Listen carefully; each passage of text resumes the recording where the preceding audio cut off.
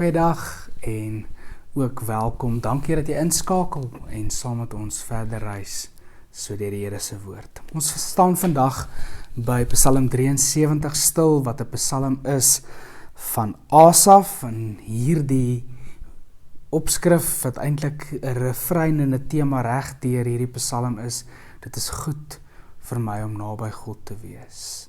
Hierdie psalm is eintlik iets van nogtans geloof beskryf. Jy hoor iets van hierdie digter se ontnigtering, en ons gaan so 'n paar grepe uit hierdie psalm lees, en dan gaan ons uiteindelik by vers 25, 26 en 27 stil staan. God is vir Israel baie goed, hier in vers 1, vir die wat rein van hart is. Tog het ek daaraan begin twyfel, ek het byna koers verloor, want ek het die hooghartige goddeloses met afguns beheen, toe ek hulle voorspoed sien. En dan is daar 'n lys van dinge wat die voorspoed uiteindelik van goddeloses wat jy hier raak sien. Hy sê, hulle het geen kwellings nie, hulle is sterk en gesond, hulle trots hang soos 'n halsnoer om hulle laster teen die hemel en beledig links en regs, en tog gebeur niks met hulle nie. Dan in vers 12, dit is hoe die goddelose mense is, hulle gaan onverhinderd voort. En dit staan amper in kontras met dit wat ons in Psalm 1 hoor, waar Psalm 1 sê, dit gaan goed met die mens, wat nie die raad of die weg van die goddelose volg nie. So hierdie ontnigtering uiteindelik by hierdie digter. En dan kom hy by 'n plek waar hy sê, hy vers 21, toe ek verbitter was en vir onreg gevoel het, was ek dom en sonder insig. Soos 'n redelose dier het ek my teenoor u gedra. Maar vers 17 is nogals 'n belangrike skakel binne in hierdie psalm. Dit klink so: totdat ek in die heiligdom van God ingegaan en besef het wat die uiteinde van die goddeloses is. Is asof hy dan met dieper oë sien. Asof hy uiteindelik sien hierdie voorspoed van die goddeloses, maar weet dit is eintlik oppervlakkig, dit is beperk, en dit is eintlik nie heeltemal soos wat dit voorkom nie.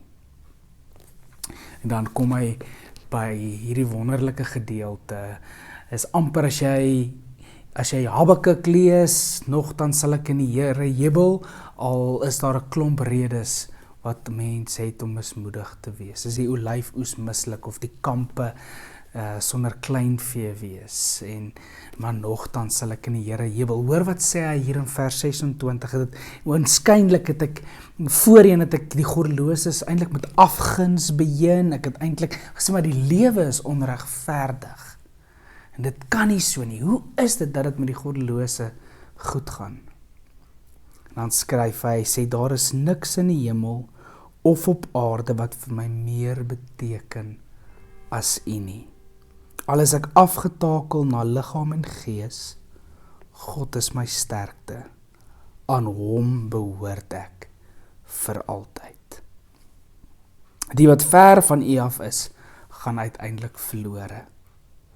U vernietig die wat aan u ontrou is, maar wat my aangaan, dit is vir my goed om naby God te wees. Dit is vir my goed om naby u te wees. Daar is niks in hierdie hemel of op die aarde wat vir my meer beteken as u nie. Al is ek afgetakel na liggaam en gees, God is my sterkte. Daar hoor jy daai nogtans geloof.